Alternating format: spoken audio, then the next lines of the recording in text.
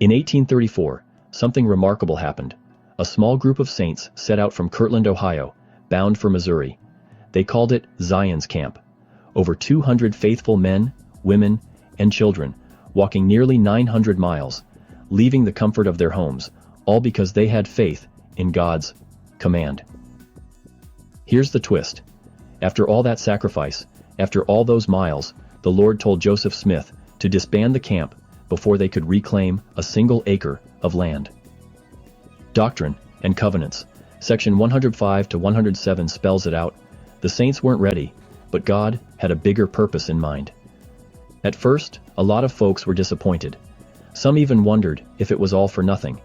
But as time passed, those who walked that dusty road began to see things differently.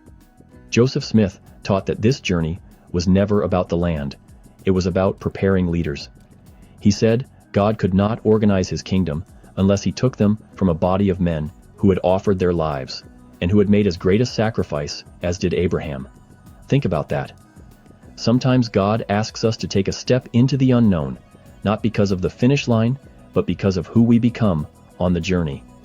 Doctrine and Covenants, section 103 to 15, reminds us that redemption comes through power, but that power is forged in sacrifice and trial. The saints were scattered. Many had never even met the prophet Joseph. Zion's Camp was about more than marching. It was about uniting hearts and strengthening faith. Brigham Young later said, "When we arrived in Missouri, the Lord spoke to his servant Joseph and said, 'I have accepted your offering.'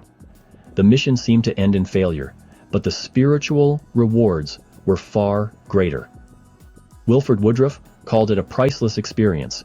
He said, "I saw the dealings of God with Joseph Smith. I saw the power of God with him. I saw that he was a prophet.